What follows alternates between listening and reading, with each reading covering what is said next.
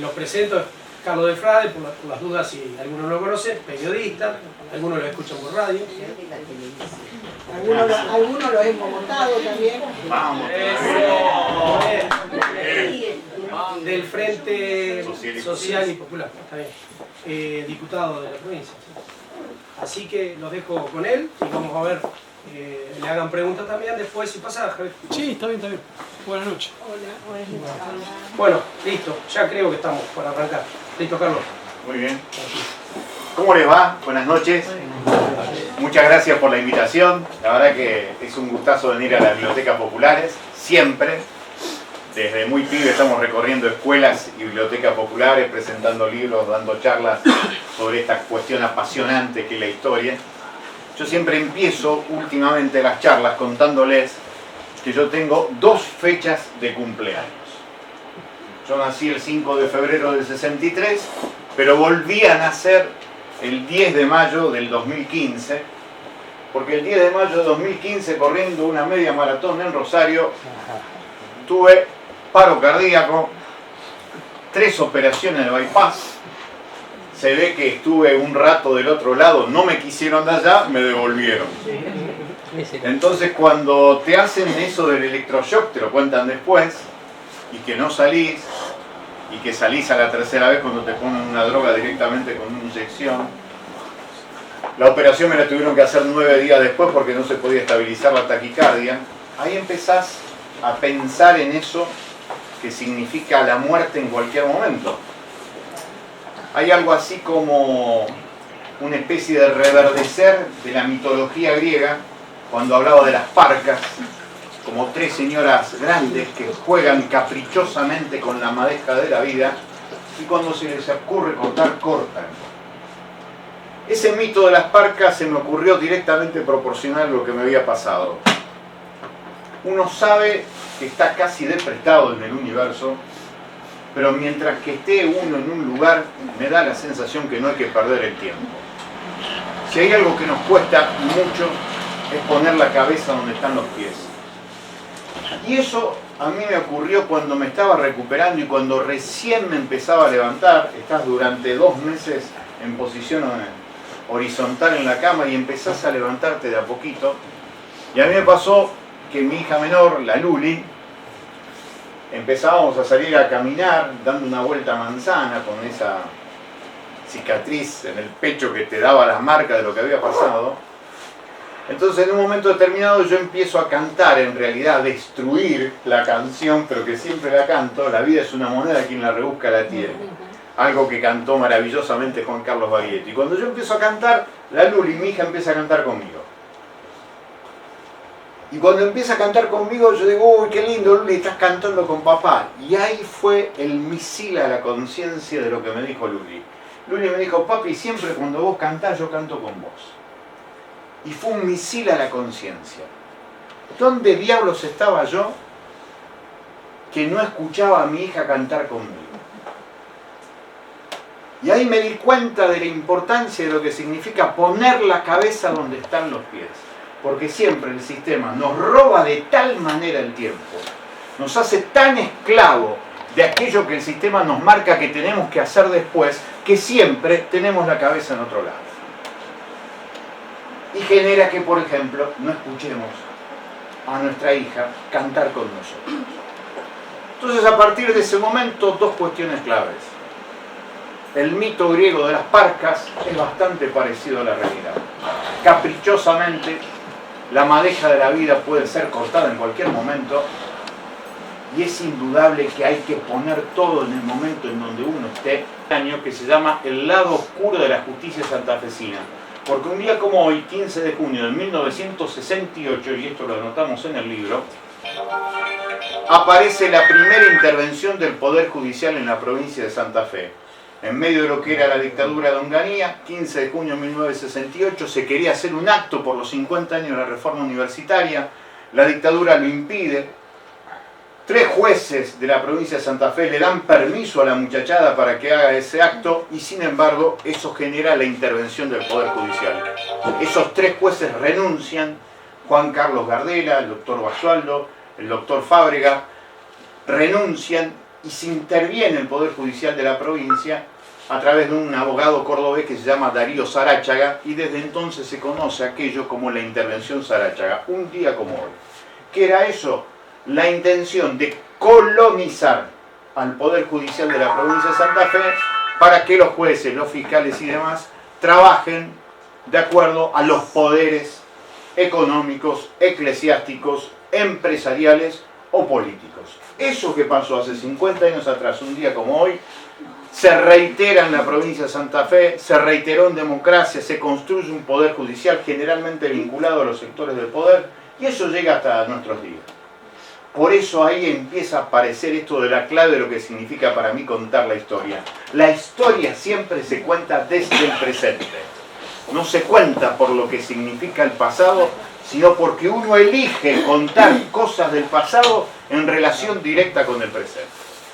La cuestión del relato histórico tiene que ver con un relato político, para iluminar o para ocultar cosas. El otro día, en lo que recién nos contaba Marcelo sobre esta cuestión de lo que significa la historia para nosotros, estamos convencidos que la mejor manera de defender el lugar de donde somos es conocer la historia del lugar de donde somos.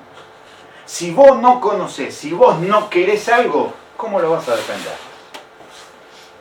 Es muy difícil defender lo que no se conoce. Es casi imposible defender aquello que no se quiere. Por eso siempre nos hablan de lo que pasa lejos, para que vos, que podés participar en el lugar donde están tus pies, en el lugar donde están tus cabezas, si no conocés qué significa ese lugar que pisás, porque no te lo enseñaron, no lo vas a defender. Entonces allí está la gran clave del sistema. Te dan una oferta de televisión donde podés ver 900 canales, pero ¿por qué en los Quirquinchos falta trabajo para las chicas y los chicos que terminan la secundaria? ¿Cuál es la manera de trabajar y de incluir a los sectores más grandes de la sociedad? ¿Qué tipo de servicio de colectivo? ¿Qué tipo de alegría? ¿Qué tipo de deporte? ¿Qué tipo de agua se consume? Todas esas discusiones que hacen a la vida cotidiana es muy difícil encontrarlo en esa plantilla de 900 canales de televisión. ¿Por qué? Porque el sistema siempre te plantea lo lejano.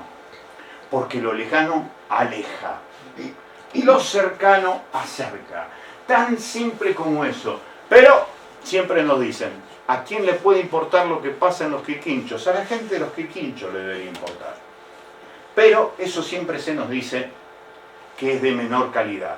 Historia regional. Te minimizan esa cuestión. Y es en realidad al revés. No te quieren enamorado de los cercanos para que vos no puedas transformar la realidad.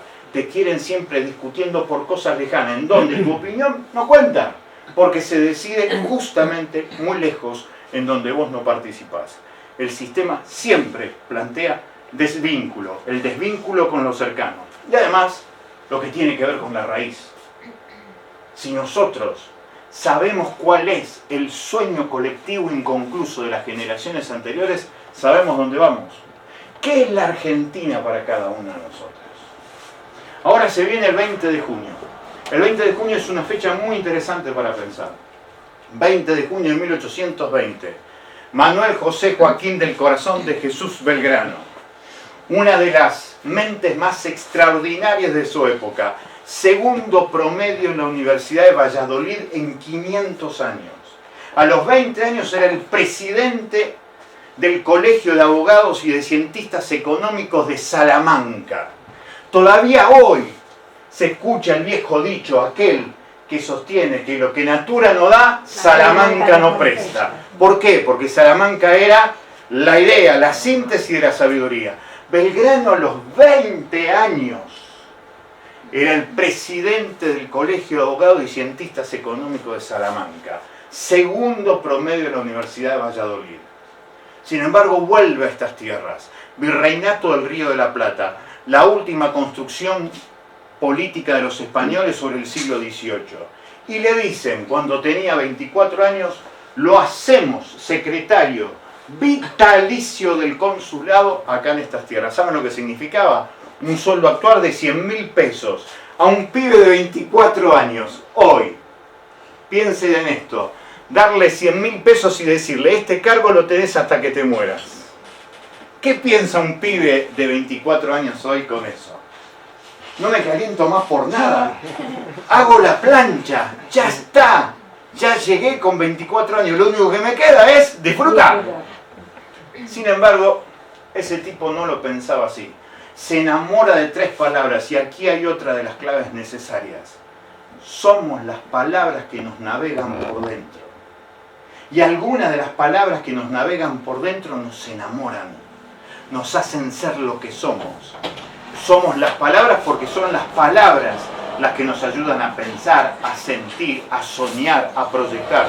Cuanto menos palabras tenemos, menos somos. Porque tenemos imposibilidad de pensar. No es casual. La Argentina ha sufrido un montón de saqueos, pero uno fundamental, el de las palabras. En 1975 la UNESCO lo dice con claridad. La Argentina, a través de su composición poblacional, tenía en 1975 cada una de sus mujeres, cada uno de sus hombres, manejábamos 8.000 palabras cada uno. 1975. 30 años después, vendaval de la historia, saqueos, terrorismo de Estado, empresas que eran de generaciones paridas de generaciones anteriores de argentinos se venden, se rifan, pero en forma paralela, en el 2005, cuando la UNESCO vuelve a medir el patrimonio de palabras de cada uno de nosotros, sostiene que de las 8.000 palabras, cada uno como promedio maneja 800 palabras. 10 veces menos de palabras, 10 veces menos de libertad, porque la palabra es lo que te hace pensar, lo que te hace soñar, lo que te hace proyectar, lo que te hace ver qué es lo que querés y qué es lo que no querés. Y cuando vos no tenés palabras para decir lo que querés, terminás repitiendo las palabras que otro te impone. Por eso es tan apasionante el mundo de las palabras. Por eso durante tanto tiempo nos dijeron, hechos, no palabras, claro. Porque los que te imponen esa realidad de los hechos, en realidad, lo que te dejan a vos es solamente el lugar del que aplaude o del que rechaza, del que no protagoniza, porque no tiene manera de decir. La palabra adicto significa sin palabras. La primera gran adicción es quedarte sin palabras. Entonces, cuando no tenés palabras propias para elegir un destino propio, para tener un sueño propio, te terminás angustiando. Y esa falta de palabras, que es la falta de pensamiento, la falta de creencia, la falta de decir por qué de las cosas, te termina llevando a otras adicciones. No es casual y no es cualquier cosa el saqueo de las palabras que hemos sufrido los argentinos. Por eso es tan hermoso estar en una biblioteca. Y acá estamos entonces, para compartir con ustedes uno de los tantos libros, una de las tantas necesidades de reconstruir las palabras, porque somos seres humanos y el ser humano se define por las palabras. Cuando no hay palabras, hay violencia. Cuando una piba no tiene palabras, no tiene manera de defender su primera soberanía, que es su propio cuerpo. No es casual el grado de violencia que se ha logrado. En el 2010, cuando se hizo el último censo, el 50% de nuestra población no había terminado la escuela secundaria. Aquella Argentina luminosa de la década del 60, en donde todos decían que la Argentina era París en América Latina, ya no existe más. El 50% de la población argentina no tiene escuela secundaria terminada. Tremenda cifra del censo del año 2010. Esa es una de las cifras que menos se discute desde la política. Pero ¿qué significa esta cuestión? Insisto, el recorte de las palabras hace que un ser humano valga menos porque tiene menos para pensar, menos para soñar, menos para discutir y más para obedecer. Más para comprar aquello que viene a través de la televisión, que te dice cómo son las cosas, cómo son los cambios por arriba y por derecha. Y por eso termina siendo una realidad tan directamente proporcional a quienes se benefician con los saqueos materiales y culturales, como por ejemplo el robo de palabras. Así que estar en una biblioteca significa, entre otras cosas, revalorizar lo humano. Revalorizar lo humano es revalorizar la palabra. La palabra funda las religiones y funda las filosofías. La palabra funda lo que cada uno de nosotros es y fundamentalmente lo que cada uno de nosotros quiere ser. Sin palabras no podemos ni siquiera elegir lo que queremos ser porque no podemos pensar. Pensamos a través de las palabras que conocemos. Por eso compartimos hoy este libro. Este libro viene con una excusa siempre. La excusa es que este año se cumplieron 200 años de un hecho extraordinario que fue, por un lado, la derrota en Cancha Rayada y por el otro lado, la victoria en Maipú. Una cosa impresionante. Primer ejército latinoamericano en operaciones, el ejército sanmartiniano. Es un ejército latinoamericano porque hay chilenos, porque hay bolivianos, porque hay uruguayos, porque hay argentinos, porque hay pueblos originarios, porque hay además escoceses.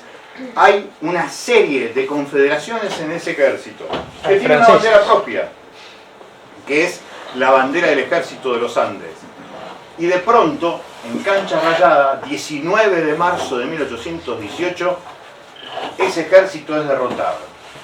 Y empieza a hablarse de que se pierde la Revolución Americana y van a ser días tremendos en donde se dice que San Martín y O'Higgins están muertos, que ya no tiene sentido soñar con una patria grande y liberada.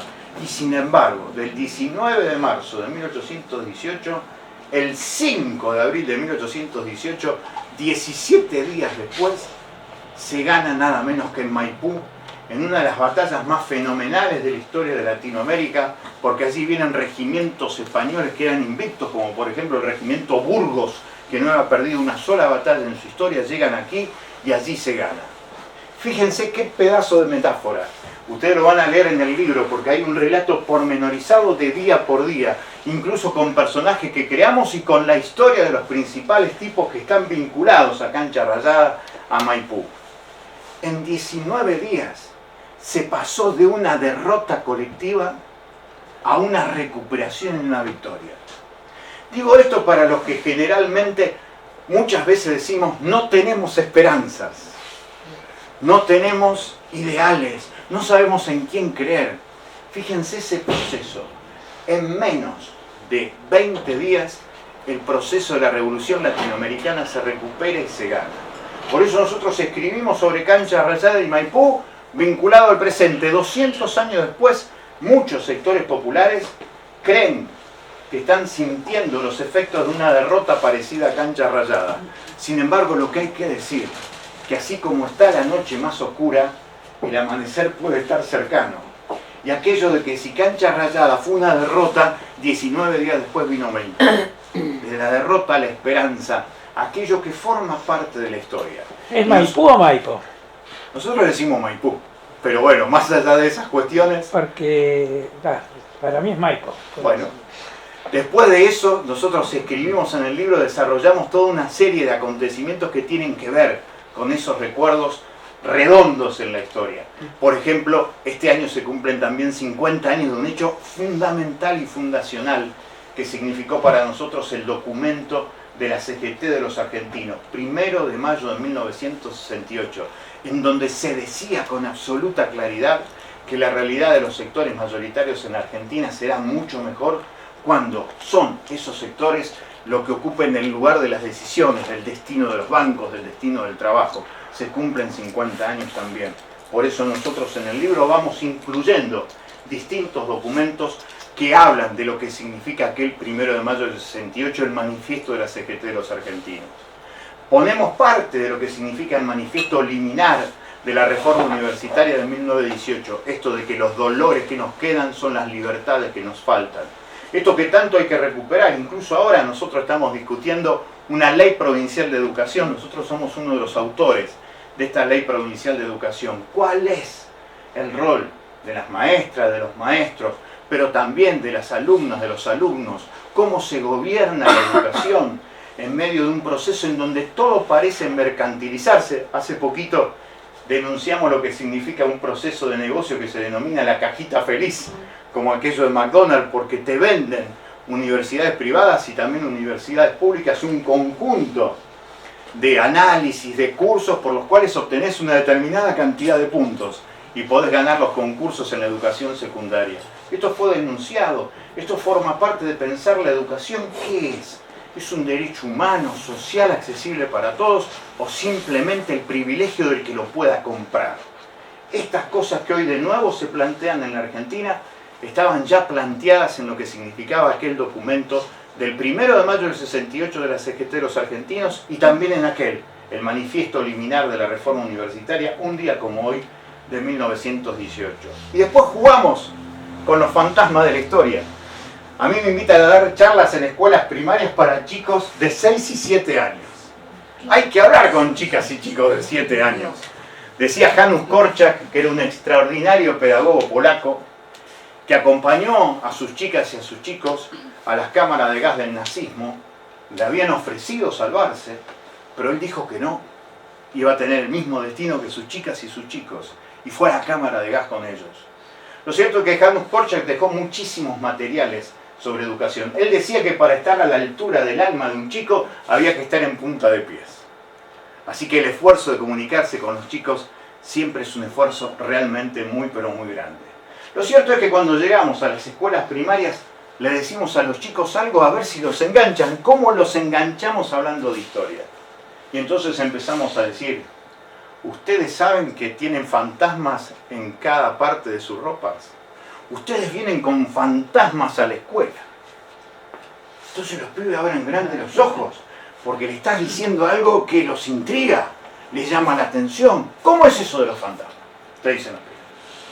Vos estás con un fantasma del siglo XIX. Un fantasma que tiene 200 años está ahí con vos. Entonces el pibe no aguanta más y dice, ¿cuál es el fantasma? Decime cuál es el fantasma. Y entonces ahí decís, fíjate la imagen que tenés en el billete de 10 pesos. Y el pibe saca el billete de 10 pesos y dice, Belgrano. ¿A vos te parece que Belgrano vale 10 pesos? Y ahí empieza el debate. Empieza un debate en donde nosotros usamos la excusa del valor cotidiano que se le da a cada uno de esos próceres en la vida cotidiana y empezamos a pensar y a discutir sobre la historia. 10 pesos para Belgrano, este segundo promedio de la Universidad de Valladolid, este tipo que deja todo para compartir con los suyos, enamorado de 3 palabras como habíamos dicho, revolución, igualdad e independencia. Le pone a la batería donde funda la bandera Belgrano el 27 de febrero de 1812, independencia. Entonces el secretario del primer triunvirato, disculpen la mala palabra, Bernardino Rivadavia, le dice, usted va a pagar por esto y lo vamos a juzgar por esto. Deshágase esa bandera. Y entonces Belgrano, que había dejado absolutamente toda su comodidad personal, enamorado de esas 3 palabras, le manda una carta tremenda, desgarradora, en donde dice, quédese tranquilo, que esta bandera fue pensada para el momento de una gran victoria. Pero como esa gran victoria todavía está lejana, la desharé y no quedará ni memoria de ella. Impresionante el desgarro de Belgrano. Porque él había planteado la bandera no como un símbolo de tela, sino como símbolo de un país que estaba inventando. Por eso es fantástica la historia. 165 personas inventan la Argentina. 165 personas el 22 de mayo de 1810 que dicen vamos a construir un país, vamos a inventar un país.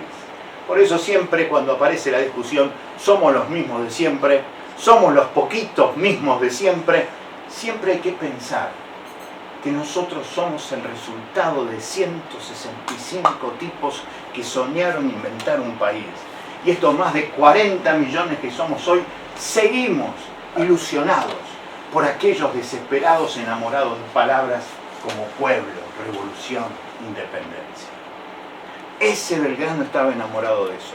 Yo no sé si algún día fueron, pero cuando van hacia los altos de la quebrada de Humahuaca, se van a encontrar allí con el monumento más hermoso que vi en mi vida sobre la independencia. Es un monumento donde no están los próceres, están los próceres de verdad en realidad. Las caras y los cuerpos anónimos de los pueblos originarios y del gauchaje, que pusieron su cuerpo y su sangre por la revolución y por la independencia. Hay que verlo. ¿Por qué está allí? Porque en ese lugar de Humahuaca, Belgrano, el segundo promedio de Valladolid, el presidente del Colegio de Abogados y Cientistas Económicos de Salamanca a los 20 años, el tipo que ganaba 100 lucas por mes y deja todo eso para pagárselo a sus soldados, el tipo que cruza a nado el río Paraguay sobre un cuero de vaca porque ya no había barcos, para contagiar su idea de revolución a los paraguayos. Ese tipo está en Humahuaca, a 3.600 metros, mirando con su catalejo cómo avanzan y cómo retroceden los españoles. ¿Con qué necesidad lo hacía? Piénsenlo hoy, desde la lógica nuestra, profundamente individualista y egoísta. El tipo entregaba toda su vida particular a ese sueño colectivo de crear un país. Hay que estar en ese lugar. Las montañas te dan vuelta, son 360 grados de montañas multicolores, allí muy cerquita está el Cerro de los 7 Colores. El cielo te desborda, no te alcanzan los ojos y el ancho de los ojos para mirar tanto cielo.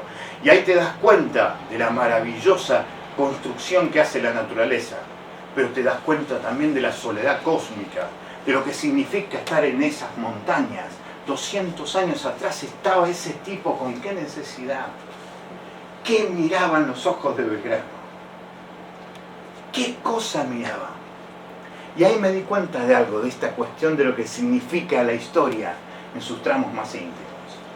Mi mamá, la Pochi, Florinda Lidia Zavala, se murió en el año 2006. Mi mamá de chiquita no tenía mucho. Era hija, junto a sus 2 hermanas, de un estibador portuario de la ciudad de Rosario, que le daba de comer solamente mate cocido. Y no tenía para comprarle ningún libro, mi abuelo. Hasta que un día le regala un libro de historia. Y mi mamá se enamora de Belgrano. Termina enamorada de Belgrano. Con los años, se casa con un empleado bancario y tienen a este torpe hijo que ustedes ven acá. Y yo me hago un apasionado hincha de San Martín. Entonces empezamos a discutir San Martín, Belgrano, como un clásico, como un Central News, como un Boca River. ¿Quién era mejor? Entonces en un momento determinado yo le digo idiotamente: no, mami, lo que pasa es que tuviste que haber leído más libros, no pudiste. Un idiota yo. No, para mí Belgrano, me decía la Pochi. Cuando llegué a Humahuaca y vi eso, empecé a pensar. Mi mamá en el año 2006 se muere diciéndome la última frase de su vida es: Carly, me duelen los ojos. Y yo sabía que a mi mamá le dolía todo, pero estaba convencido que si algo no le dolía eran los ojos. Pero la frase que me dice es: Carly, me duelen los ojos. Me quedó dando vueltas esa frase. Y cuando yo voy a Humahuaca, trabajando en el libro de investigación periodística y de historia que se llamó Los Caminos de Belgrano, siguiendo las rutas que anduvo Belgrano por cada una de las provincias argentinas, buscando la historia desde adentro, porque la historia desde adentro de la provincia es mucho más profunda y mejor que la historia contada de Buenos Aires. Y cuando llegás a ese lugar, me acordé lo de mi mamá. Carly, me duelen los ojos. Cuando yo vi en Humahuaca esa presencia de la belleza cósmica, pero al mismo tiempo de la soledad del cosmos, y que ahí estaba probablemente una de las mentes más brillantes del siglo XIX, por lo menos en el mundo occidental, como era Belgrano, y que Belgrano miraba sin necesidad de estar ahí, ahí me di cuenta que a mi mamá no es que le dolían los ojos, le dolía lo que había mirado en la vida. Que lo que había mirado en la vida no tenía mucho que ver con lo que él ya había soñado, enamorándose de ese tipo que yo intentaba descubrir ahí a 3.600 metros de altura. Le dolía la consecuencia de lo que había mirado. Entonces yo termino diciendo en el libro, en Los Caminos de Belgrano, que hasta en eso sirve la historia. Porque te devuelve incluso un sentido a la última frase de tu vieja, de mi mamá, la Pochi. Porque la mirada de Belgrano era esa mirada que quiso encontrar mi mamá y no la encontró. La mirada del tipo que se anula a sí mismo en pos de un sueño colectivo inconcluso. ¿Qué es la Argentina para cada uno de nosotros? Yo creo que la Argentina es para cada uno de nosotros ese sueño colectivo inconcluso que está en la maravillosa poesía del himno nacional. Que algún día tenemos que ver en el trono de la vida cotidiana a la noble igualdad. Hoy la noble igualdad pierde por goleada. Cargill, acá nomás, sur de la provincia de Santa Fe, Puerto General San Martín. Allí Cargill factura 200.000 pesos por minuto. Por minuto. Y no paga un solo peso de ingresos brutos. Piensen ustedes en lo que tiene que pagar una peluquería, una panadería, un vendedor de publicidad para soportar un programa de televisión. Tenés que pagar ingresos brutos. Cargill no lo paga. En ese sentido, la peluquera, la panadera, el muchacho que hace televisión, cobrando una publicidad de 600 pesos por mes, para el fisco de la provincia de Santa Fe, es más poderoso que Cargill. La noble igualdad perdiendo por goleada en el presente. La mirada de Belgrano buscando ver eso, que en el trono de la vida cotidiana esté la noble igualdad. Puerto San Martín, el misterio del dinero, el misterio del billete. Hasta hace poquito, ¿se acuerdan cuál era el billete de 20 pesos? El billete de 20 pesos era Juan Manuel de Rosas en la cara y en el anverso del billete una imagen del combate de Obligado. No sé si alguna vez fueron allí donde está Obligado, norte de la provincia de Buenos Aires, una cintura maravillosa que dibuja el río Paraná allí, hace una terraza de Obligado realmente hermosa, muy cerquita de la localidad de San Pedro en la provincia de Buenos Aires. Allí está la imagen, las cadenas, 3 cadenas tiraron en el río para que no pase la flota imperial más poderosa de la tierra, franceses e ingleses juntos, 55 bergantines, 20 buques de guerra avanzando por el río Paraná hacia el Paraguay. Esa era la idea. A eso había que oponerse. Las 3 cadenas. Sin embargo, la historia lo dice con claridad. Un francés, un marinero, muy grandote y con mucha fuerza, en 5 minutos, con un mazazo, terminó con las 3 cadenas. Pero pasó a la historia. 20 de noviembre de 1845, el Día de la Soberanía. El día del combate de la Vuelta de Obligado. Pero mirá la que nos cuenta. Nos cuentan el principio de la historia con una derrota. Y nos dicen que la soberanía se recuerda con una derrota. Nosotros que peleamos por la soberanía, de tener lo nuestro para nosotros, ese es el concepto de soberanía, cuando lo quisimos hacer perdimos. La memoria dice, derrota digna de los argentinos, campeones morales diríamos en el fútbol.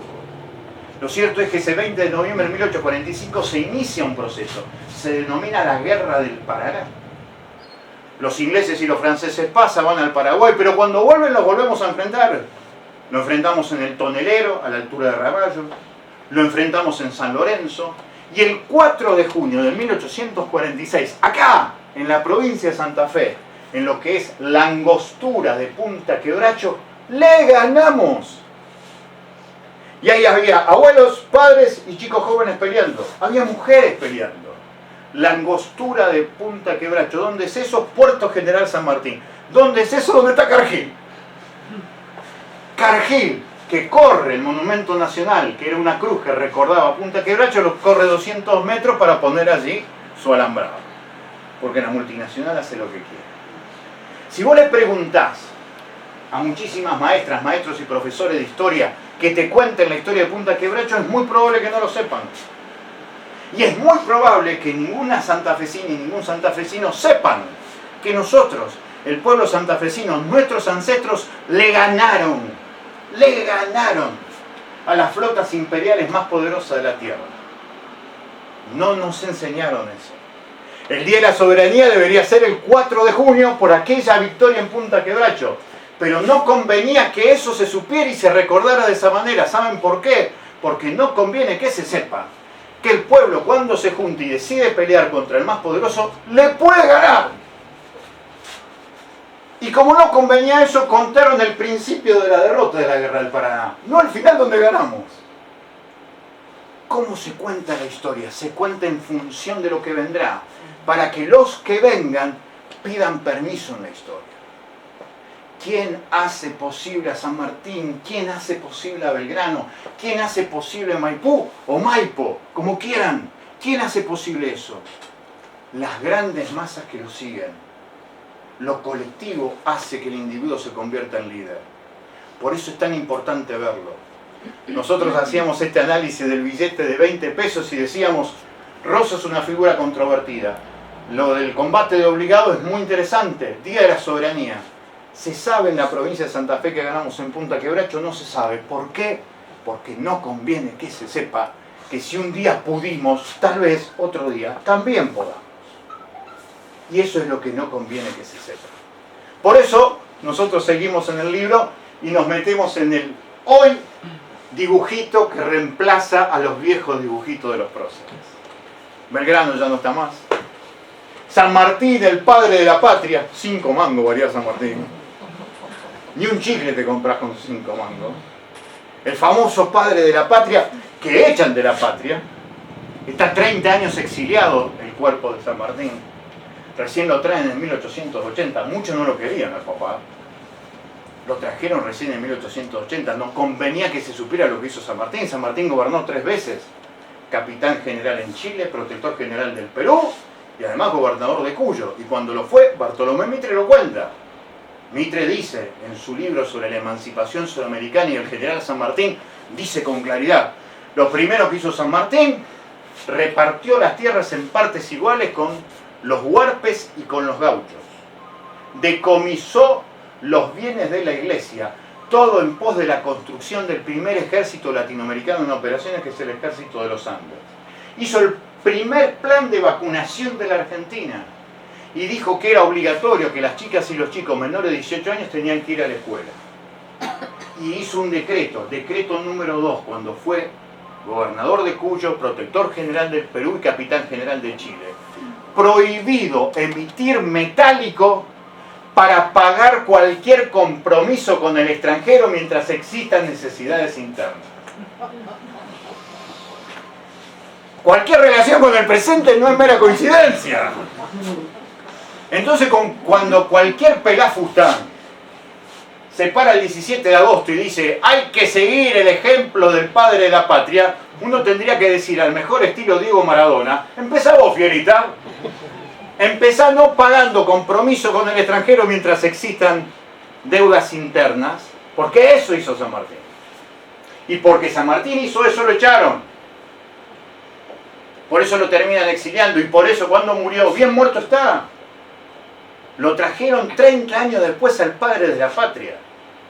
Los que hemos atravesado esa experiencia de la muerte, del viaje hacia la pampa de arriba de nuestro viejo, sabemos que lo queremos tener lo más cerca posible y lo más tranquilo posible de forma inmediata. 30 años al papá de todos nosotros lo dejaron afuera.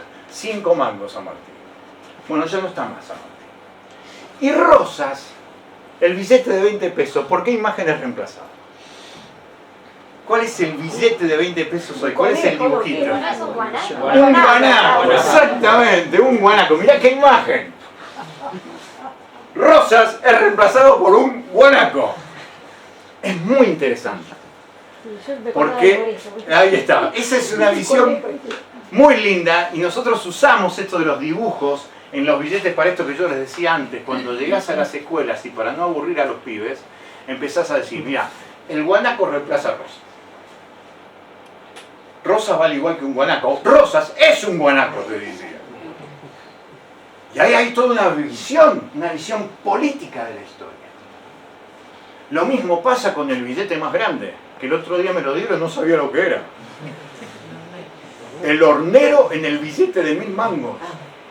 Que ya de por sí cuando te dan un billete de 1000 mangos, primero sabés si es falso o no, si tiene curso legal o no, no sabés si es un dibujo, no sabés de qué se trata y además te das cuenta de algo, si ya hay billete de 1000 mangos, qué poquito vale lo que tenemos.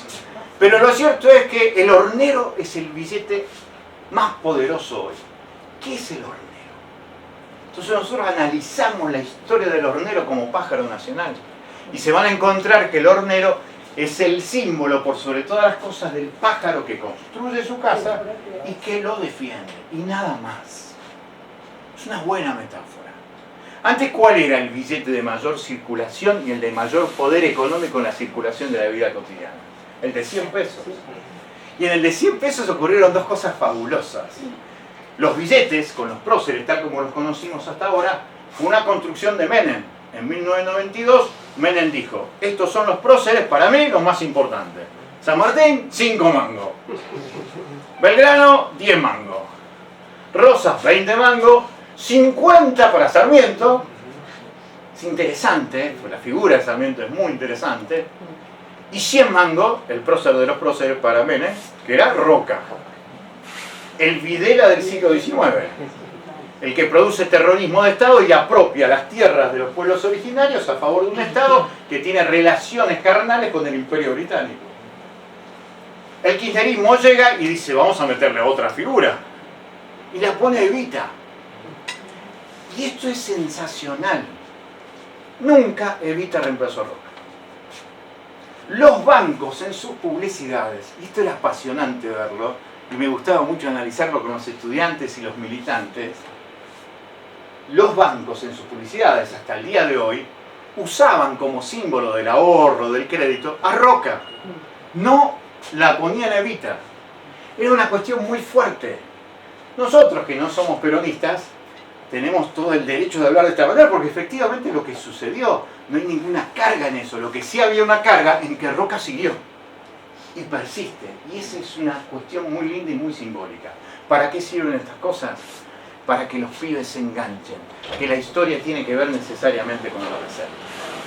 Termino diciendo, en relación a estas cuestiones, nosotros estamos convencidos que tenemos que ser protagonistas de aquello que queremos. Si no somos capaces de defender lo que queremos, terminamos viviendo lo que no queremos. Pelear por lo que soñamos, para no vivir las pesadillas que otros nos imponen. Por eso siempre cuando haya una cancha rayada hay que saber que existe una victoria cerca, que la podemos construir. Pero el gran tema es, ¿qué hacemos cada uno de nosotros? ¿Pedimos permiso para vivir o protagonizamos aquello que soñamos? Muchísimas gracias por la atención y disculpen tanta...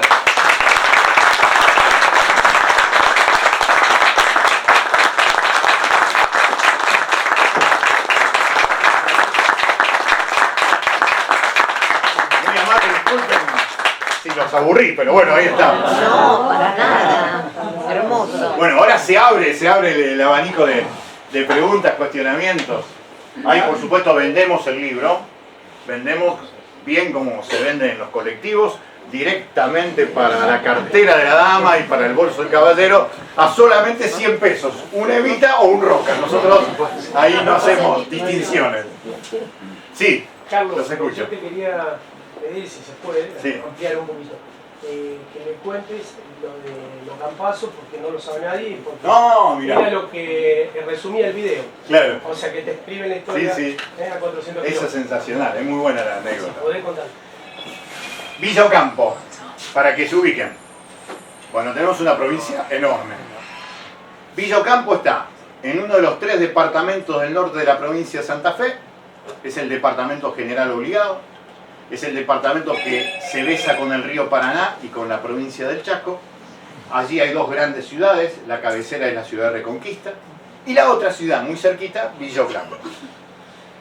En Villa Ocampo, cuando se cumplen 35 años de lo que se llamó el Ocampazo, que ahora se van a cumplir nada menos que 50 años en abril del año que viene, y que estamos haciendo un montón de cosas por eso, me invitan del instituto, del profesorado de Historia del Villa Ocampo para que yo vaya a hablar del Ocampazo.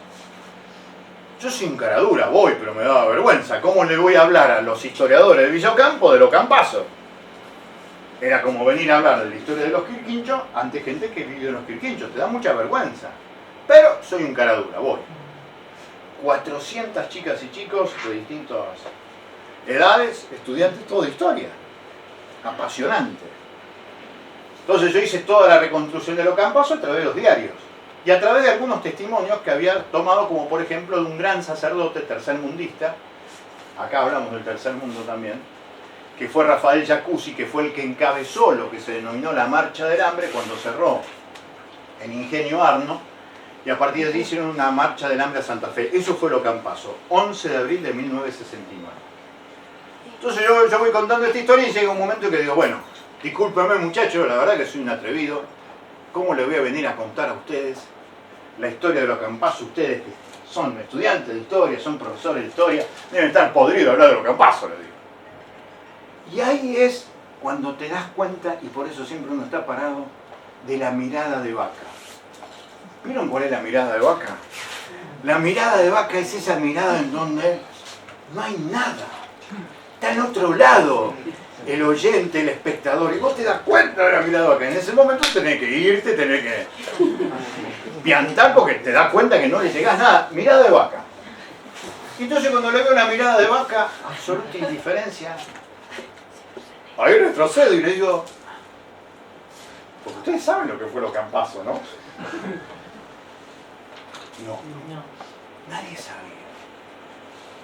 Y entonces ahí digo, ¿cómo ustedes que están acá en Villocampo no saben que lo campazo empezó con los grandes asos del 69? Cordobazo, Rosariazo, Tucumanazo, todo empezó ese movimiento social de cuestionamiento político a la dictadura de Onganía, había empezado ahí. Es uno de los hechos fundamentales de la historia política y social de Argentina y de América Latina. Ni idea. Entonces así viene la otra cuestión. Cuando yo le pregunto, pero ¿por qué no son de los campazos? Y un pibe se levanta y me dice, profe, acá en Villocampo nunca pasa nada ni nunca pasó nada. ¿Cómo que nunca pasó nada? Y ahí está la gran herramienta pedagógica de desvínculo del sistema. Te hacen creer que en tu lugar nunca pasó nada. ¿Para qué? Para que vos no lo conozcas y al no conocerlo no lo querés. Y si no lo querés, no lo defendés. Esa es la gran pedagogía del desvínculo. Hacerte creer que nunca pasó nada y por lo tanto no vale la pena ni calentarse. Ni para conocerlo, ni para defenderlo mucho menos. Entonces digo, ¿cómo puede ser? Y ahí las veo, las profesoras coloradas se ponen. No, que hay poca literatura, que nadie escribió un libro. Bueno, un montón de excusas que son verdaderas, pero estaban en Villocampo. Y por ahí un señor de más de 90 años levanta la mano. Dice, ¿me permite? Digo, sí, cómo no. Yo soy Romualdo Carlos Caballero. Digo, muy bien, señor. ¿Usted por qué quiere hablar? No, porque yo fui el abanderado de los campazos. Yo estaba al lado de Raimundo Ongaro,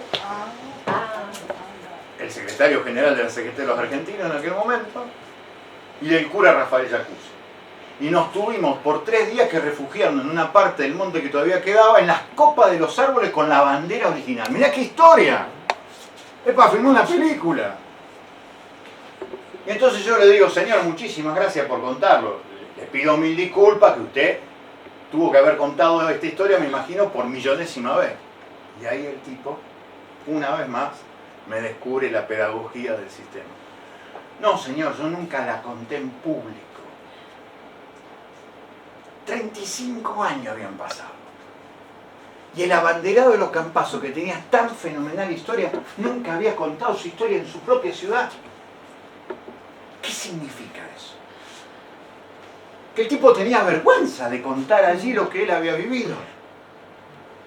Y esta también es otra de las postales de la historia. Cómo la historia te mete vergüenza porque primero te hace creer que para ser alguien importante vos tenés que ser de Superman para arriba. Mi mamá, la Pochi, la que les conté cómo murió y su frase final, tenía el mejor archivo que puede tener cualquier persona, la caja de zapatos.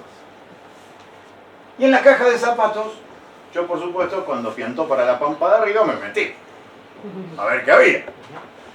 Descubría cartas, amores, cuestiones que tenían que ver conmigo.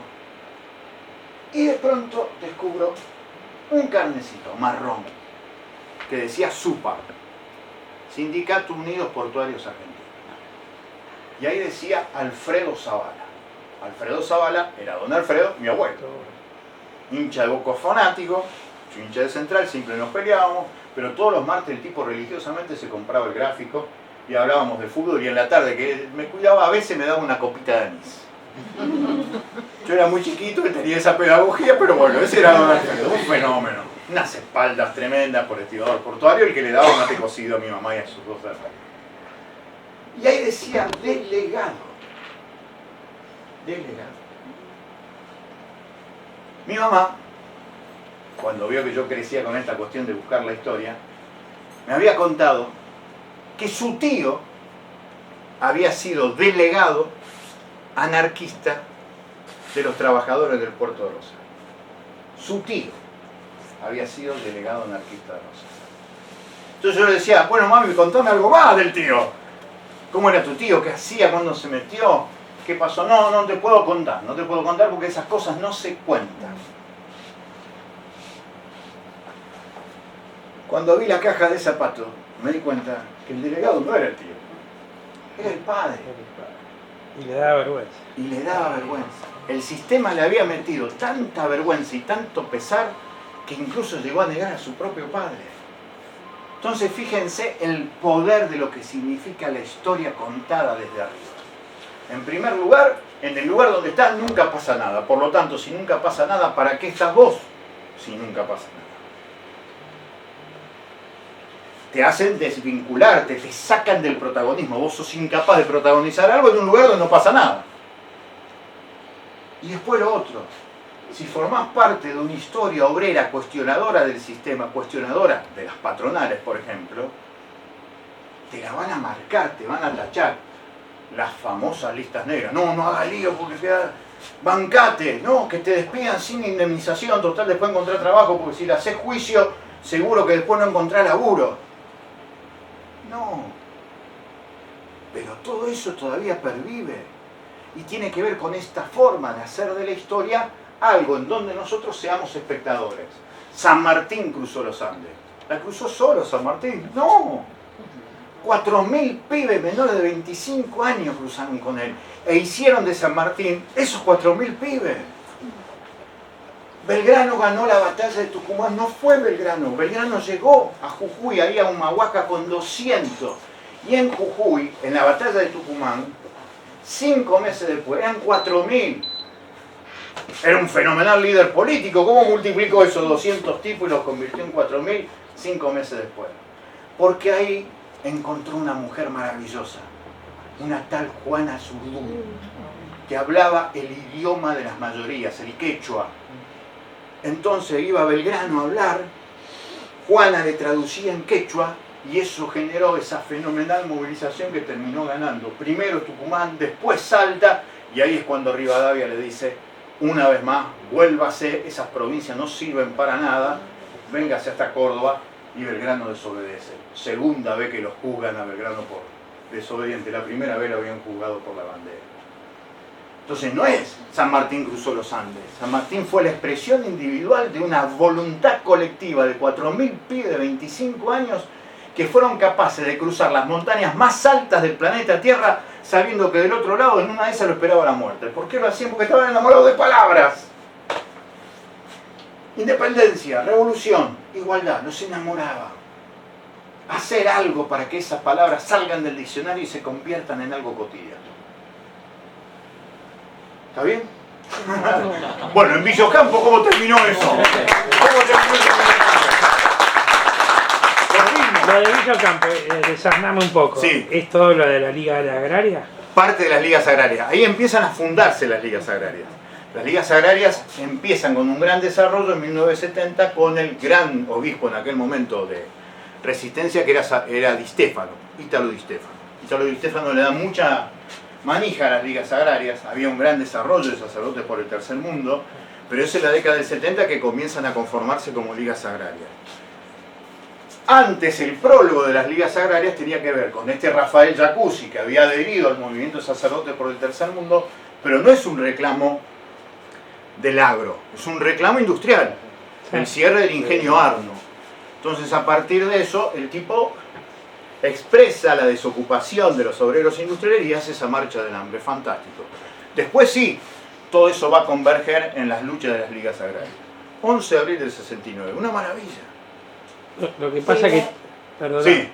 todo el tercer mundo, toda la parte del tercer mundista, es decir, teníamos una iglesia imperial, Claro. es decir, no era poca cosa, es decir, enfrentarte a... Para nada. Así, el Vaticano era imperial. Totalmente. Totalmente. Nosotros en el 95 escribimos un libro que nos apasionó escribir porque nos dio la posibilidad de estudiar un montón de cosas. Llamó La Iglesia y la construcción de la impunidad.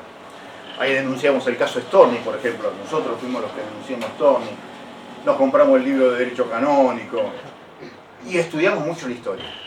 A través de que sacerdotes, algunos que eran del tercer mundo y que se fueron, tipos fabulosos, un tipo como Santiago Maguay, Juan Carlos Arroyo, otros sacerdotes que fueron del tercer mundo pero que nunca se fueron de la iglesia, Edgardo Montaldo en aquel momento, Joaquín Núñez, tipos fantásticos, que nos comunicaron con esa gente. También era muy difícil, es decir, cuando vos te formás en una iglesia imperial, es decir, no todos están dispuestos a dar el paso. A vos te marcaron el paso de una forma que también te marcó, es decir, no todos somos Belgrano. No, para nada. No, pues claramente.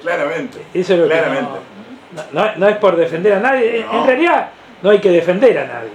No. Es decir, pero es decir, las formaciones tienen y nos marcan y hasta tenés mandatos Sí, que, claramente. que nos marcan mucho. Es decir, depende de donde te tocó nacer, de un lado o del otro, te marca la historia también. Es decir, no es tan sencillo. No, para nada. No, por eso elijo contar la historia de una manera, como siempre digo, es una manera de contar la historia.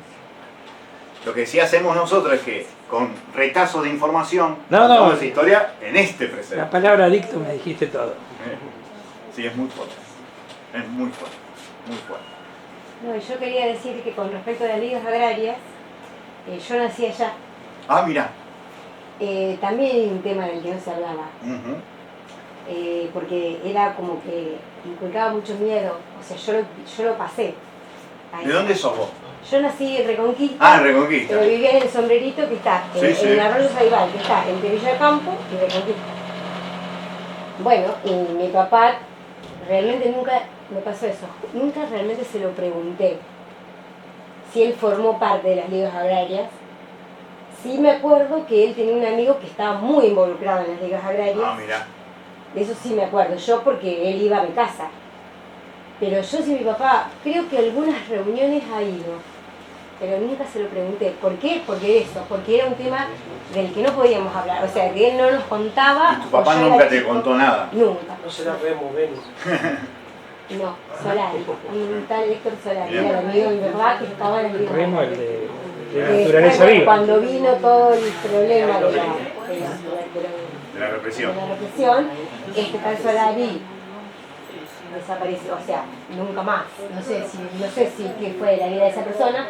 Lo único que sé que yo vivía allá porque yo me vine a los 10 años y nosotros vivíamos con el corazón en la boca. Porque mi papá tenía siempre ese miedo de que como él estaba relacionado con esa, o sea, tenía relación porque él iba siempre a mi casa, tenía ese miedo de que algún día nos llegaran a nosotros. Claro. Nosotros vivíamos en el campo, pero bueno, siempre existió. Ese es el recuerdo que yo tengo. Yo me vine a los 10 años acá a los Quilpunchos. La primera vez que lo Mirá, ¿viste? termina la redondea. No, a nosotros nos pasa esto. Historia La regional. verdad que es un privilegio porque yo tuve la suerte de declarar, creo que 15 veces llevo declarando en las causas de lesa humanidad del terrorismo de Estado. Cuando empezó el terrorismo de Estado el 24 de marzo del 76 yo tenía 13 años. Pero esta cuestión de la construcción de la historia a partir de los relatos de gente viva, de leer los documentos, hacían que todos los jueces te llaman, porque como no quieren ni leer, los jueces federales que padecemos, entonces te dicen, vamos a llamarlo del FRA que nos expliquen todo el proceso. Entonces yo voy todas las causas. Y como también hablé con los asesinos, porque yo estoy convencido que hay que hablar también con los asesinos y con los torturadores, para preguntarle, como les pregunté, por qué torturaban, qué sentías, porque esas cosas son pedagógicas, hay que entender esas cabezas. Entonces pasaba esto, te llamaban y te hacían declarar. Y te pasaba eso, en 1994, por ejemplo, cuando hicimos el primer libro, ustedes tenían un ejemplar de Historia Social del Paraná. Ese año sacamos Historia Social del Paraná y Postales del ex cordón industrial del Gran Rosario. Y ahí hablo del caso Asíndar. Asíndar en Villa Constitución tiene todo un proceso de mucha lucha obrera primero, en 1974, y en el 75 la represión. 20 de marzo del 75, Martínez de Hoz, gerente general de Asíndar, paga $400 por cabeza a 4.000 asesinos que convierten al albergue de solteros de Asíndar en uno de los primeros centros clandestinos de detención del país. Entonces yo cuento toda esa historia en ese libro, Postales. Y me llevan a presentarlo a ANSAFE Villa Constitución. gremio docente. 1994, es decir, que habían pasado casi 20 años de lo que fue esa represión. Y ahí una maestra empieza a contar lo que le habían hecho, que había estado torturada, secuestrada, presa, y dice, esta es la primera vez que lo contamos públicamente. Y todos dicen, esta es la primera vez que hablamos públicamente de esto. 20 años habían pasado. Claro, habían pasado 11 nada más de la reapertura democrática, pero miren cómo pesaba todo eso y cómo no se hablaba. Y ahí está ese valor de la historia regional, porque incluso cuando vos venís de afuera con mucha prudencia y vos decís, miren, yo lo que sé de ustedes es esto, pero ustedes saben más. Entonces cuando vos venís de esa manera, se abren, aparecen estas cuestiones, las historias que se cuentan por primera vez. Por eso la historia no habla nunca del pasado. Porque cuando vos contás tu historia hoy por primera vez, lo estás haciendo hoy. Por un montón de razones lo haces hoy, lo haces presente.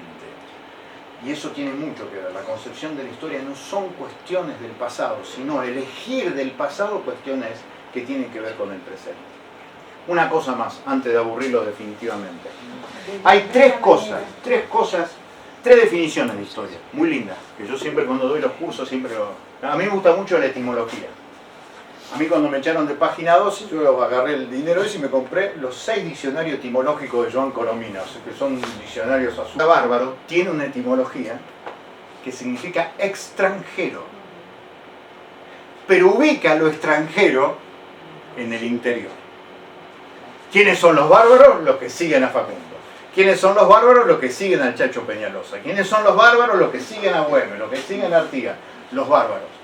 Entonces ubica esa piedra angular de la cultura argentina, de que va a llamar interior a lo que él denomina extranjero, y por lo tanto va a construir un país desde Buenos Aires que va a definir el interior, porque claramente Buenos Aires se define con lo exterior, de espaldas a ese país del cual es beneficiario, porque es de donde surgen y se van las riquezas que vienen de esas tierras de las provincias, y se van por el puerto de Buenos Aires. Todavía estamos igual. Y da vuelta a la Argentina.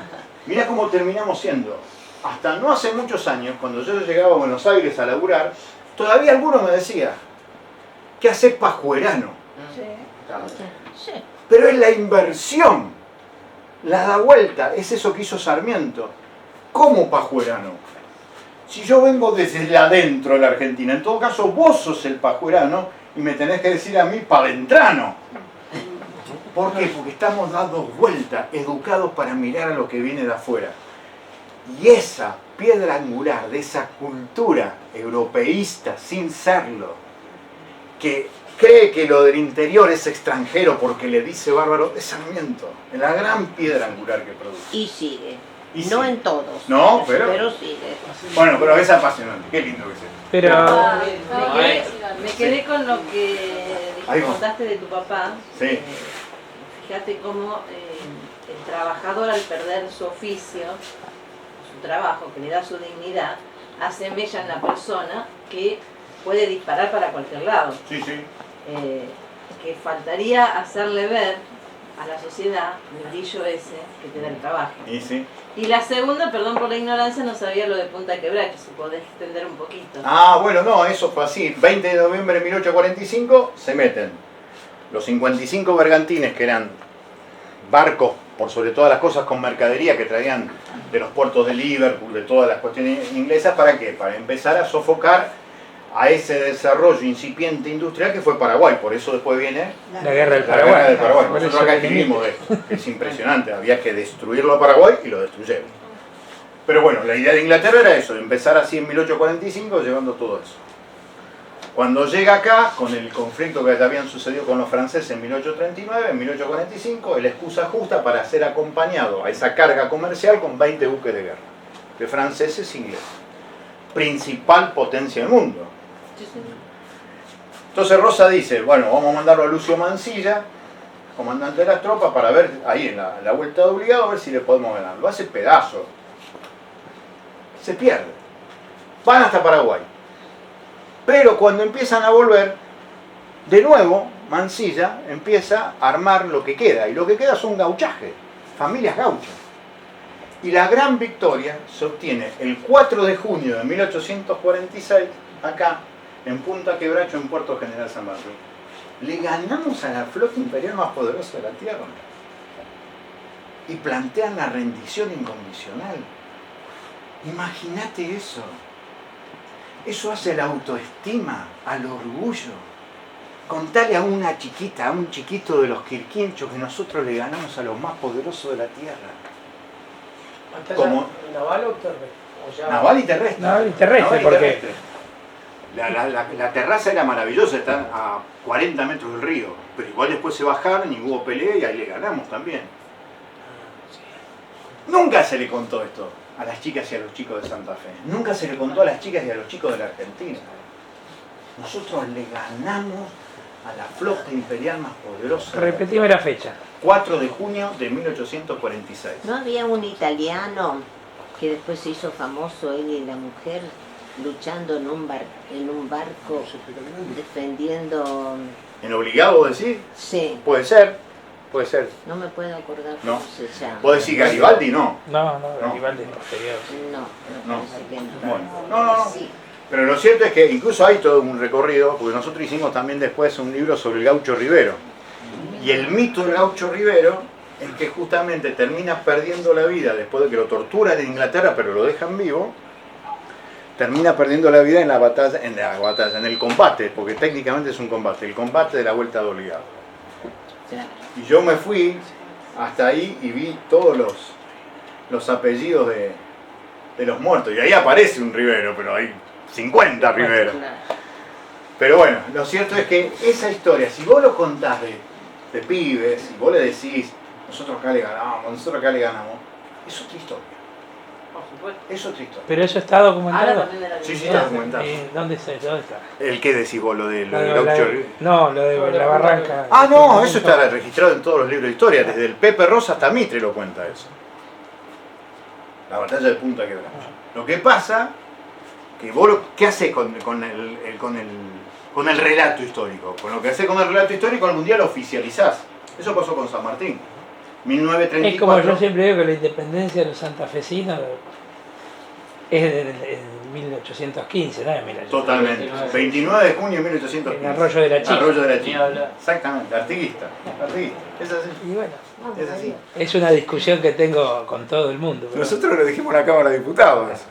No sé cómo me miraban, porque además muchos que no hay- leen nada hay- de en eso, el mira. 9 de julio no hay un representante de Santa Fe Mirá de vaca. ni disfrazado de cura. Carlos, No, porque lo detuvieron, porque no lo Sí. dejaron la llegar Rea, esta chica, a Tucumán. Sí. Alejandra Larrea, primero empecé a preguntarle a las maestras y a la directora, Sí. pero lo pregunté distinto. ¿Por qué no mandamos diputados a Tucumán? Ah, Santa Fe no mandó No. Y nadie se hizo la pregunta. Ni siquiera Ni, a nivel ni Tucumán, profesor, ni Santa ni Fe, ni Entre maestro, Ríos, ni... No te enseñan. Ni Córdoba, no te lo ni enseñan. Corrientes, ni Misiones. No te lo enseñan. Pero por eso está maravilloso después ir a las provincias y ver eso. Por ejemplo, yo cuando fui a Tucumán investigando lo de Belgrano, lo primero que quise ver, che, ¿cuáles son las escuelas que Belgrano había legado? ¿Se acuerdan que cuando ven a Tucumán, Las 4 escuelas. claro, le dicen, tomá toda esta plata, y Belgrano dice, no, fundemos 4 escuelas? Bueno, Dejó 40.000 pesos. exactamente. Eso se terminó de construir en el año 2006. Sí. Yo siempre digo lo mismo. Se devaluó un El poco. tamaño de la mentira argentina se mide en los años que demoraron en construirle las escuelas a Belgrano. Así de grande es el tamaño de la mentira de la historia oficial argentina. A eso quería ir. En 1934 hay un decreto de la primera dictadura. ¿Por qué la primera dictadura? Porque el 6 de septiembre de 1930 se da el primer golpe de Estado contra el gobierno de Irigoyen, contra el segundo gobierno de Irigoyen. Uriburu, Justo, Castillo instalan en 1934 un decreto. El decreto se hace ley. El decreto se hace ley y dice prohibido discutir a San Martín. Y a partir de ese momento no se discute San Martín. Era impresionante, era la historia oficial absolutamente decretada.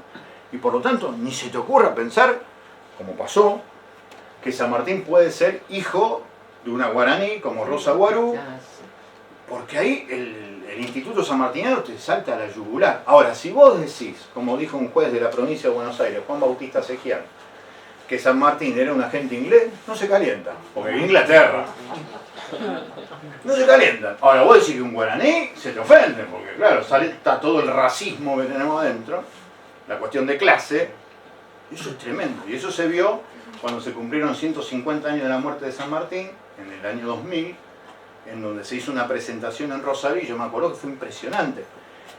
Vino García Hamilton, un escritor tucumano que escribe una novela histórica que se llama Don José, probablemente esté por acá.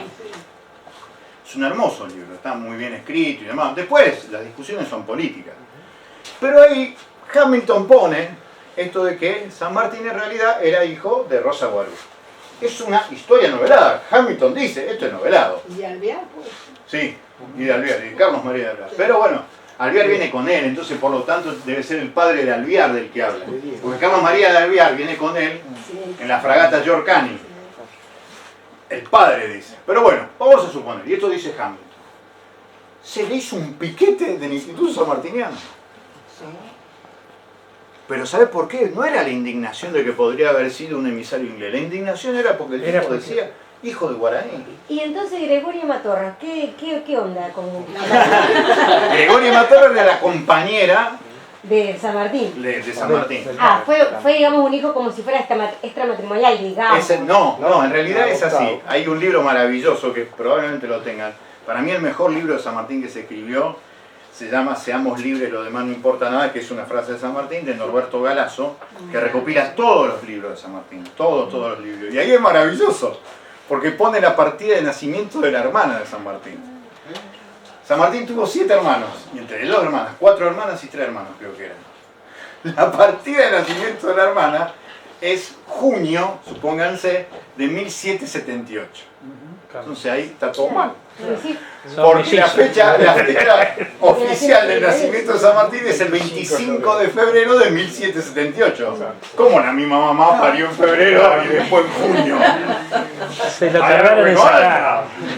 Los números no dan. Claro, entonces ahí, viste, empieza todo esto, de cómo te construyen una mitología y claro, se evitan entre otras cosas problemas mayores. ¿Cuál era el problema mayor? Y que así los guaraníes tenían mucha ascendencia, que pasa lo que pasa con Cabral. Yo fui al lugar donde nació Cabral para escribir sobre Cabral. Saladas de Corrientes. Bueno, y en Saladas de Corrientes te dicen, este era un negro esclavo. Y se llamó Cabral, porque en realidad no sabemos cómo se llamó, porque Cabral era el dueño del campo, el patrón, que había violado a la madre, pero como tuvo un pibe lo quiso dejar como peón, nada más, si no lo hubiera matado. Es impresionante cuando te cuentan la historia. Entonces cuando nosotros fuimos hicimos un documental, incluso un libro sobre eso, la historia cuenta, tiene otro valor, porque ahí vos decís el esclavo negro que viene, pelea, da la vida por San Martín, tiene otro valor incluso mucho más profundo y mucho mejor, pero bueno. El cruce de los Andes, Sí. San Martín, porque cuando Torres Nilsson firma el Salto de la Espada, se tiene que enfrentar a la sociedad sanmartiniana, porque dice que no la cruzó a caballo. No, en burro. No, pero dice que tenía un problema de asma. No, eso sí, después en la vuelta es con camilla. Y eso se lo prohibió. Sí, el ejército se lo Sí, prohibió. se lo prohibió. Y lo hizo poner, como está en la imagen, Sí. en esto que nunca existió, el caballo blanco. Blanco, nunca, claro. No. Sí. Pero bueno, esas son las imágenes. Eso también es apasionante. ¿Cómo es la cara de Mariano Moreno? ¿Cómo es la cara de Mariano Moreno? No se sabe. Parece un mulato.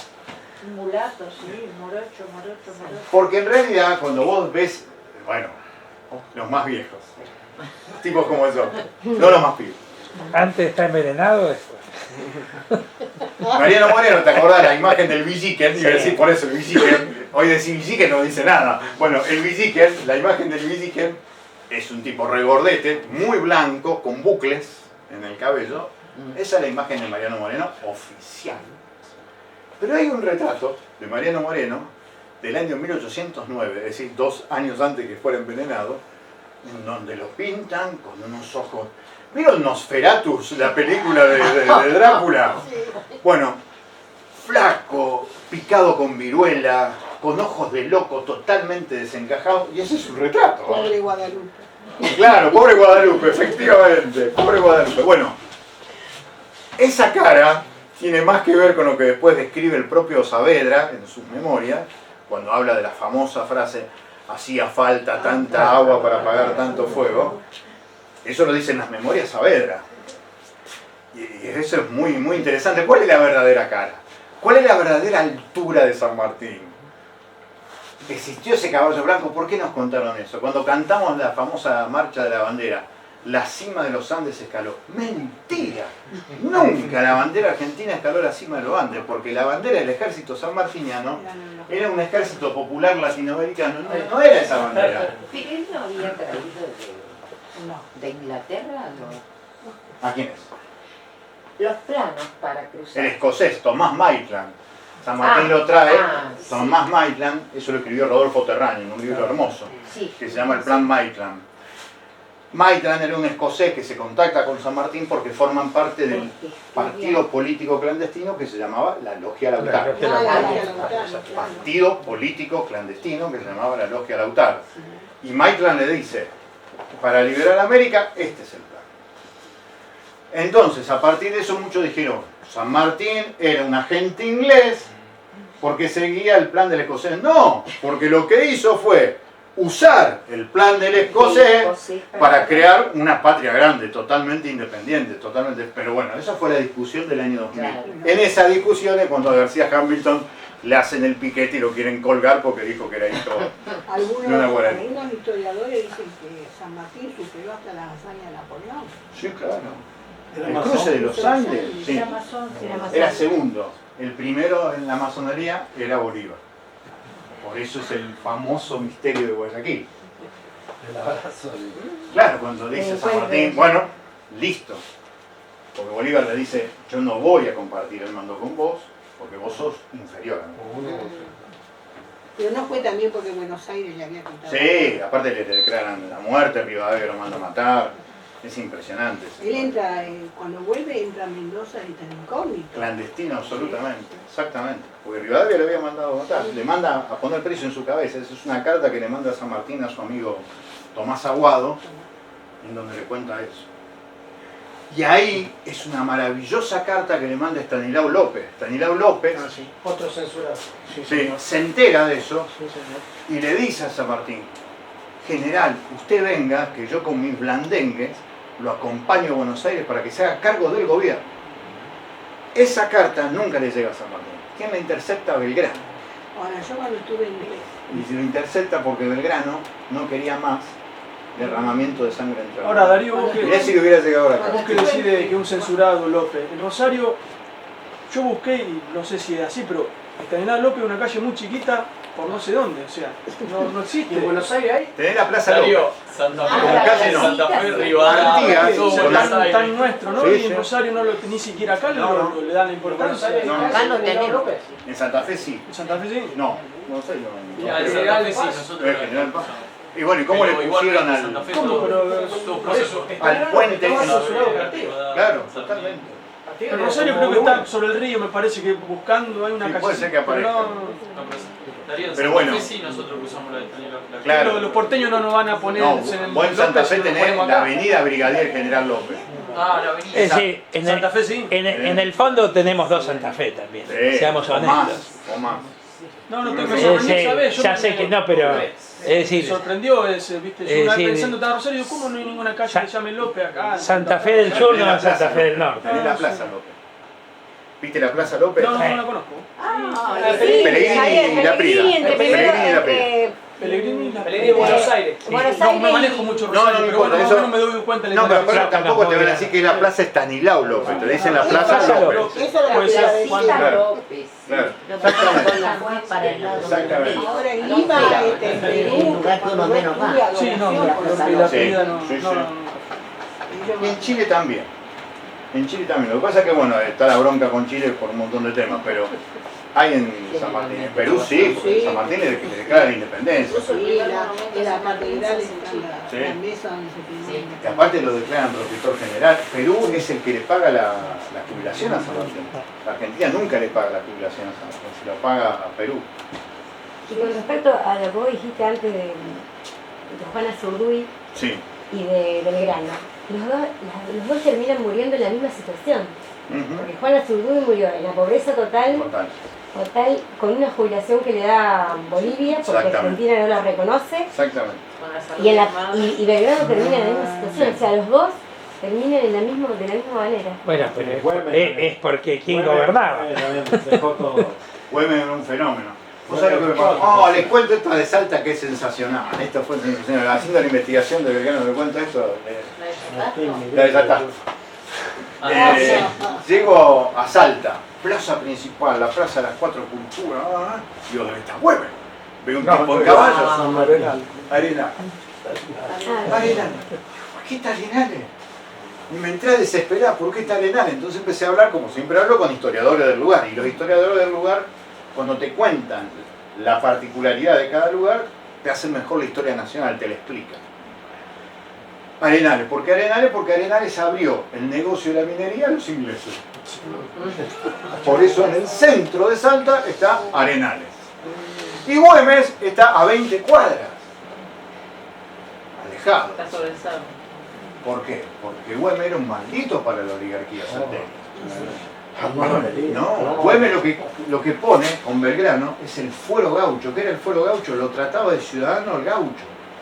Acuérdense que la primera constitución, disculpen la mala palabra, de Rivadavia, de 1819, dice: únicamente será tratado como ciudadano aquel que es propietario. O sea, el que no es patrón, el que no tiene propiedades, no va a ser tratado como ciudadano. Eso es impresionante. Es una definición clasista. La misma familia de Güemes. Claro. Y en 1815, cuando Güemes asume el poder, lo primero que dice: los gauchos son ciudadanos como cualquiera. No se lo perdonaron nunca. Por eso el asesinato de Güemes es una entrega que hace la oligarquía salteña. Y por eso Güemes termina a 20 cuadras del centro de Salta hoy. Llego a Salta, el otro día le conté la anécdota esto de los cercanos. Llego a Salta contento, yo gran lector del Villiquen de chiquito. Entonces, ¿dónde quería ir? Yo a Salta de chiquito, desde los 8 años, ¿dónde quería ir? A Yatasto. Porque en Yatasto se habían encontrado San Martín y Belgrano. Era como Batman y Robin, Batman y Superman, San Martín y Belgrano. Para mí era una cosa extraordinaria. Tenía que estar ahí. Entonces llego a la principal agencia turística ahí a la vuelta de la Plaza de las Cuatro Culturas en Salta y te ofrecían todo. Cualquier lugar de Salta estaba ahí. Digo, este es el lugar indicado. Menos Yatasto. Digo a la piba que me atiende primero, le digo, quiero ir a Yatasto. Y la piba me pone ojos de vaca. No sé lo que es eso, señor. ¿Cómo? Me desesperé, ¿cómo? Me equivoqué, ¿no? Se encontraron San Martín y Belgrano. Y la llama la señora, la dueña, muy elegante la señora, viene, me atiende. Y si yo algo escuché alguna vez. Y entonces cuando me dice eso, yo digo, bueno, evidentemente una gira hasta un tour hasta Yatasto no hay. Y entonces por ahí dice, puede ser que sea en un lugar que hace poquito salió en el diario que está detrás de una semillera. Es una semillera. Y digo, ¿cómo se llega a la semillera? Entonces le pregunté. Entonces la tipa me dio 2 o 3 indicaciones. Bueno, tenía que llegar a la semillera. ¿Por qué? Porque la semillera estaba en un pueblito cercano a lo que era la posta de Yatasto. Y así llegué a Yatasto. Eso es impresionante. Cuando yo fui no estaba la semillera. ¿Qué había ahí? Yo fui en el año 72. Mirá, yo fui en el 2011. Pero es cierto que no existió nunca ese encuentro ahí. Dice que llegaron en días distintos. Te lo cuentan. Pero no se vieron. No se vieron. No se vieron. Estuvieron en el mismo lugar en fecha Está distinta. todavía la foto de Belgrano. Y los hicieron abrazar. Claro. Pero bueno, llegué. Llegué a Yatasto y me gustó. Porque aparte vi, y eso es hermoso de nuestro pueblo, eso es hermoso. Yo por eso digo, la historia tiene esa cuestión de verdad, mentira, que es de verdad, que es de mentira, pero después está lo otro, el valor que uno imagina en la historia, cómo uno imagina la historia, lo que representa para cada uno de nosotros la historia. Entonces vos veías, qué sé yo, las placas, acá en Yatasto, en el abrazo histórico de San Martín y Belgrano, qué sé yo, el ejército argentino.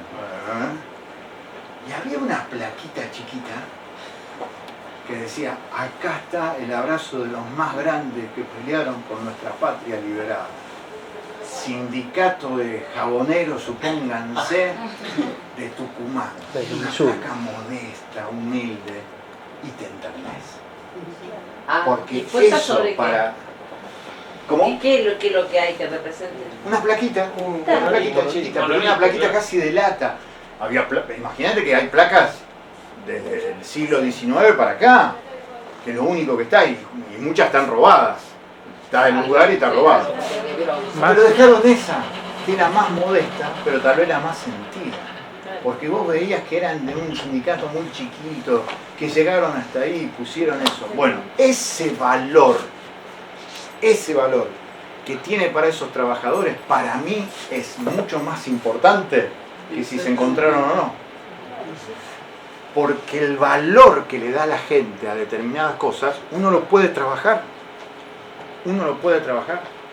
Entonces, si para eso el laburante era eso, ¿por qué? Porque ¿qué sentían los laburantes? Sentían el amor por una Argentina libre y que para ellos lo representaban esos fantasmas que alguna vez le enseñaron, que, como a mí, que se habían encontrado ahí.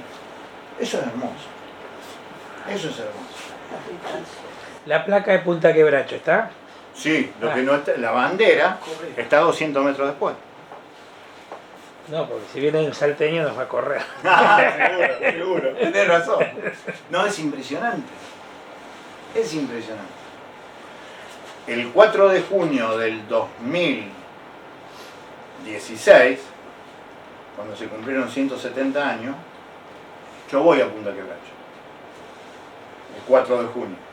Fui solo, no había nadie, llovía. Pero había 3 coronas, digamos. 3 ofrendas florales. ¿Cuál era la ofrenda floral principal? Cargill. Yo salí tan indignado y lo salí a decir por todos lados. ¿Viste? Era impresionante. Yo digo, mira, hasta en eso nos humillan. No solamente te corren, te sacan del lugar y además le ponen la ofrenda floral más importante porque todo lo demás se olvidaron del Punta Quebracho. Claro. No, pero Carlos, 200.000 pesos por minuto. La historia argentina, yo siempre la resumí. Claro. ¿Se llama Quebracho? Claro. Sí, Quebracho se llama. Cargill es Quebracho. Sí, sí. Yo siempre resumí la historia argentina muy simplificada. ¿Quién manejaba la aduana de Buenos Aires? Es decir, ahí está todo el quid de la cuestión. Es decir, no eran ni unitarios, ni federales, ni tanta tesis. Dios me perdone. Pero, ¿quién manejaba la aduana? Es donde estaba todo. ¿Qué pasa hasta el día de hoy? La caja rosada. Sí, es el manejo de la aduana. El manejo del puerto, el manejo de... Es más, yo siempre sospeché que a Belgrano no lo dejan seguir porque tenían miedo de que Belgrano llegue allá arriba y sea otro puerto. Claro. Es decir, que el cruce de los Andes se haga por el famoso ejército del norte. Es decir, esa es una sospecha que yo tengo y supongo, pero bueno. Que hay cartas muy lindas, yo sabes lo que te aconsejo porque aparte te va a apasionar.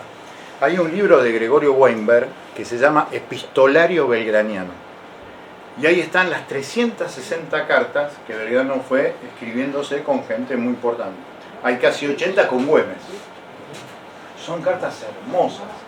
Cuando nosotros hicimos el libro, son cartas hermosas, porque Belgrano se ve que era un tipo, además de una inteligencia superior, absolutamente apasionado, absolutamente apasionado. Ahora, de Güemes, la hermana está muy tomada, muy... Macacha, Macacha, exactamente. El otro día me grabaron algo sobre Macacha.